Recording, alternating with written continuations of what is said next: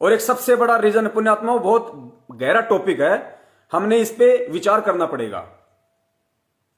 परमात्मा ने जितने भी ये नकली संत हैं इन सबको दोषी क्यों बताया, इन सबको नरक का भागी क्यों बताया? गुरुदेव ने क्या कहा कि भक्ति मार्ग का एक विधान है, जब तक चेले पार नहीं होंगे तब तक गुरु पार नहीं हो सकता।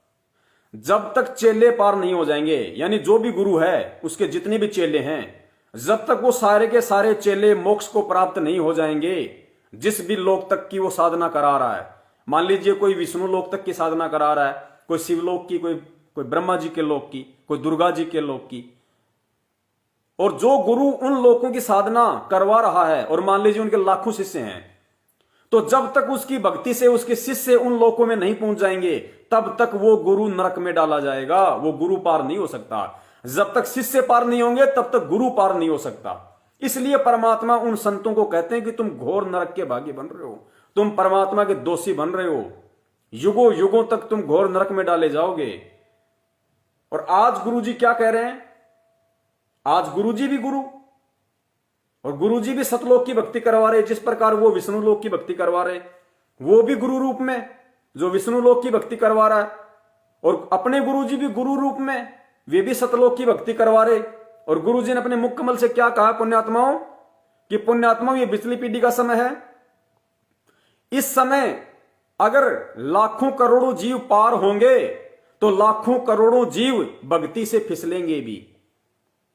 कोई भी सत्संग सुन लेना परमात्मा का, कि पुण्यात्मा अगर करोड़ों जीव सतलोक जाएंगे तो करोड़ों जीव मेरे से नाम लेके भक्ति से विमुख भी हो जाएंगे, फिर परमात्मा उनको कभी संभालेगा, सतयुग में उनको जन्म देगा। जो इस समय फिसल जाएंगे, तो फिसल गए मतलब वो पार नहीं हुए, और जब चेले पार नहीं हुए तो फिर संत रामपाल जी महाराज जी कहां से पार हो जाएंगे? अगर सामान्य प्राणी है तो, अगर आपको लगता है कि वो माता के गर्भ से जन्म लेके आए, जेर में लिपट के आए, आप और हमारे जैसे हैं, जैसा आपने जन्मदिन मना दिया, आपने तो मानुष साबित कर दिया, तो मानुष यदि आपने संत रामपाल जी महाराज जी को मान लिया, इस काल लोक का प्राणी मान लिया अपने जैसा, तो गुरु जी का खुद का विधान कह रहा है कि जब तक चेले पार नहीं होंगे तब तक गुरु कहां से पार हो जाएगा? तो परमात्मा ने संत रामपाल जी महाराज जी को उस झंझट में पड़ने ही नहीं दिया। तेरा रामपाल अज्ञान किया सतलोक का वासी, उस महान आत्मा रामपाल जी को तो मां के गर्भ से जन्म लेते ही पार कर दिया। अगर वो चेले बना लेते तो पार नहीं हो सकते थे। उसके बाद रामपाल जी के रूप में खुद वो कबीर परमात्मा मौजूद है, और कबीर परमात्मा के ऊपर ये नियम लागू नहीं है, क्योंकि वो इस काल लोक का प्राणी नहीं है। पुण्यात्मा, इस काल लोक में जितने भी जो कर्म है वो केवल जीव के ऊपर लागू है, पीव के ऊपर लागू नहीं है। यहां का ऐसा विधान है, यहां केवल मानव शरीरधारी प्राणी के ऊपर ही कर्म लागू है। यहां तो जानवर पे कर्म लागू नहीं है, और भगवान पे कहां से कर्म लागू हो जाएंगे? आज अगर दो बैल आपस में झगड़ा कर रहे हैं और अगर कोई आदमी बीच में आ गया और उसके पेट में सींग घुसा दिए, तो क्या उस सांड के ऊपर मुकदमा चलता है? क्या पुलिस पकड़ के थाने में ले जाती है, जेल में बंद करती है? जज उस सांड को सजा सुनाता है कि इसको उम्र कैद दो, आजीवन? सुना तुमने कभी? तो जब इस काल के लोक में एक जानवर के ऊपर कर्म लागू नहीं है, तो सोचो उस पूर्ण परमात्मा पे कहां से कर्म लागू हो जाएगा? तो पूर्ण परमात्मा जब गुरु रूप में आता है तो चाहे कितने पार हो, कितने फिसलें, पार हो गए उनका भला, फिसल गए उनकी अपनी किस्मत। परमात्मा पे उन फिसले हुओं का दोष लागू नहीं होता है। तो आज इस धरती पे कबीर परमात्मा मौजूद हैं स्वयं, और हमारा सौभाग्य है कि डायरेक्ट हम कबीर परमेश्वर की शरण में हैं। आगे सत्संग में देखिए, परमात्मा बिल्कुल खुल के कह रहे हैं, मालिक ने स्पष्ट कर दिया कि परमात्मा की जानकारी जीव नहीं दे सकता। परमात्मा की जानकारी जीव नहीं दे सकता। जीव कौन होता है?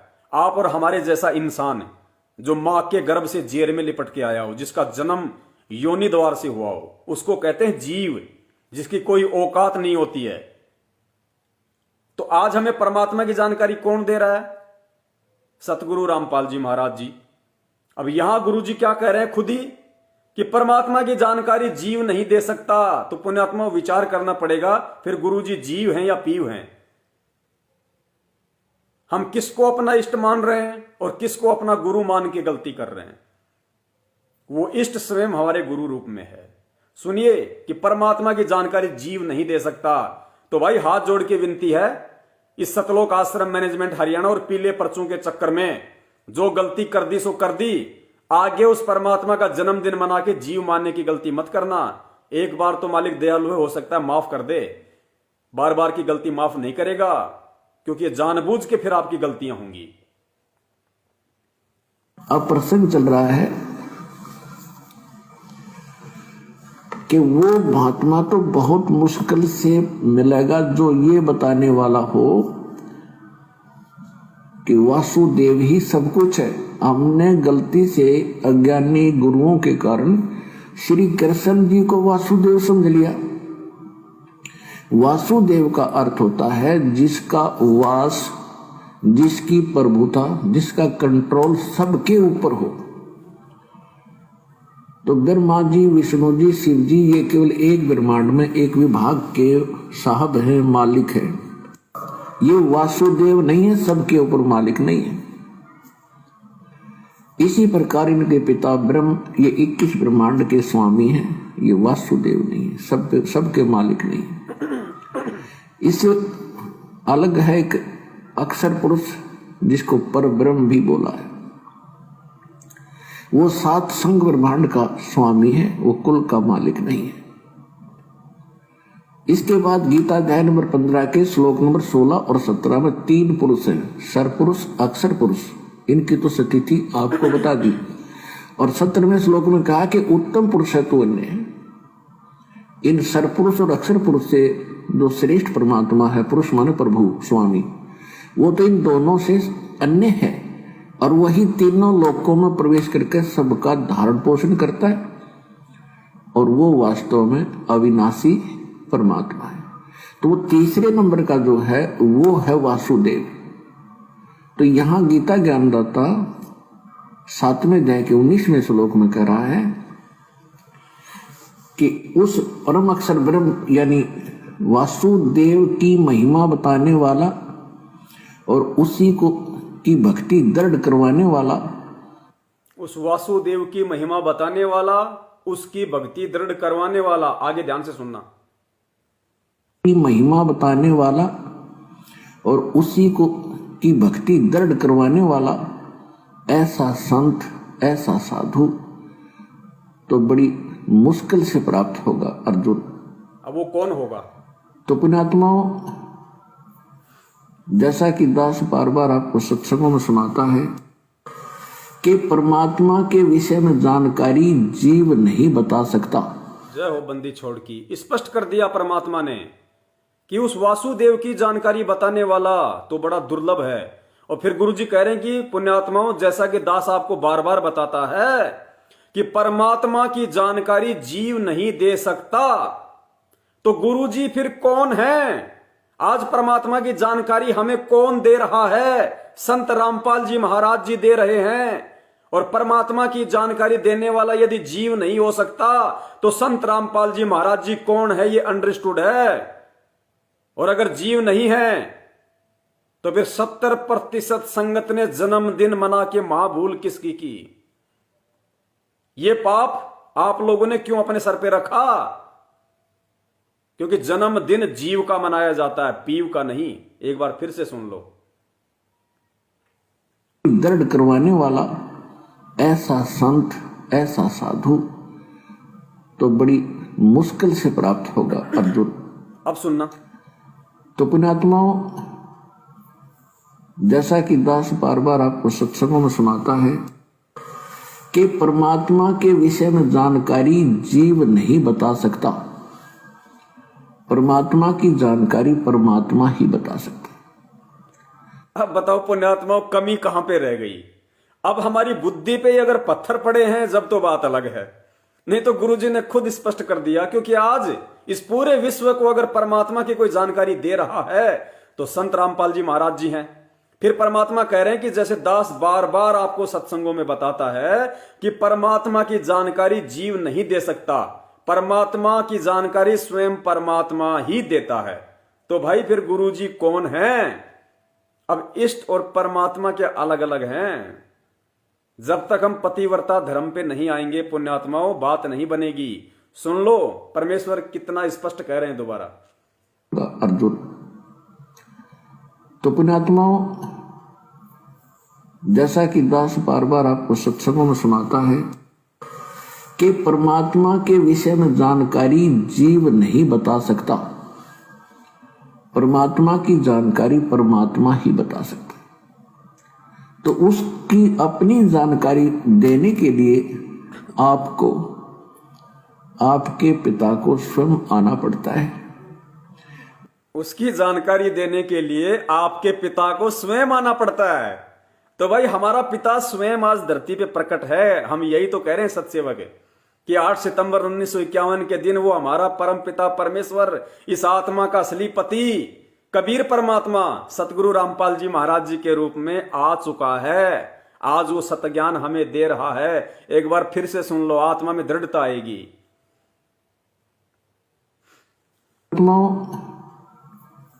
जैसा कि दास बार बार आपको सत्संगों में सुनाता है कि परमात्मा के विषय में जानकारी जीव नहीं बता सकता, परमात्मा की जानकारी परमात्मा ही बता सकता। तो उसकी अपनी जानकारी देने के लिए आपको आपके पिता को स्वयं आना पड़ता है।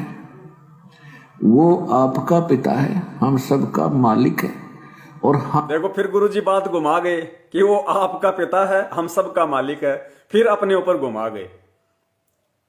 तो ये संकेत किया परमात्मा ने और फिर अपने ऊपर नहीं लिया, फिर कह दिया कि वो कबीर परमात्मा है। अब इस संकेत को पुण्यात्माओं इस प्रकार हमने समझना पड़ेगा, क्योंकि काल के साथ परमात्मा का वचन था और परमात्मा अपने वास्तविक रूप में क्यों नहीं आते? क्योंकि पुण्यात्माओं, जैसा आज हमारे विकास भगत जी ने बताया कि परमात्मा काल को भी तकलीफ नहीं देना चाहते, काल उसके विधान को भी नहीं तोड़ना चाहते। क्योंकि परमात्मा ने बताया सत्संगों में, यदि कबीर परमात्मा स्वयं अपने वास्तविक रूप में यहां आ जाए तो आप और हम जी तो उनको देख ही नहीं पाएंगे और काल भगवान का कलेजा फट जाएगा, कलेजा उस परमात्मा को देखते ही। तो परमात्मा उस अपने उस बेटे को भी, उस नालायक बेटे को भी दुख नहीं देना चाहता, तकलीफ नहीं देना चाहता। इसलिए परमात्मा एक हल्का और कोट पहन के आता है। अपने तेज पुंज वाले शरीर को, उस नूरी शरीर को परमात्मा हल्का करके उस तेज पुंज वाले शरीर के ऊपर एक और कोट पहन के आता है। तो भाई धरती पे भगवान है और गुरुदेव ने पहले कह दिया कि चाहे आज मान लो या चाहे फिर कभी मान लेना, बात इसी रास्ते से बनेगी और कोई तरीका नहीं है सतलोक जाने का। अगर सतलोक जाना है तो भाई गुरु को परमात्मा मानना ही पड़ेगा। भले आप सतयुग में मान लो, चाहे द्वापर में मान लो, चाहे त्रेता में मान लो, चाहे कलयुग की प्रथम पीढ़ी में मान लो, चाहे आज इस पीढ़ी में मान लो, सतलोक जाने का एक ही विधान है। जो नियम गुरुदेव ने बता दिए, हर समय वो नियम रहते हैं परमात्मा के। और गुरु को जब तक हम परमात्मा नहीं मानेंगे तब तक हमारा यहां से छुटकारा नहीं हो सकता। आज मौका है, अगर बात समझ में आ जाए तो। तन मन शीस ईस अपने पे, तन मन शीस ईस अपने पे, पहले में चोट चढ़ावे जब कोई राम भक्त गत पावे हो जी, जब कोई राम भक्त गत पावे हो जी। तन मन शीस ईस अपने पे, तन मन शीस ईस अपने पे, पहले में चोट चढ़ावे जब कोई राम भक्त गत पावे हो जी, जब कोई राम भगत गत पावे हो जी। भाई सतगुरु तिलक अजप्पा माला, युक्त जटा रखवावे।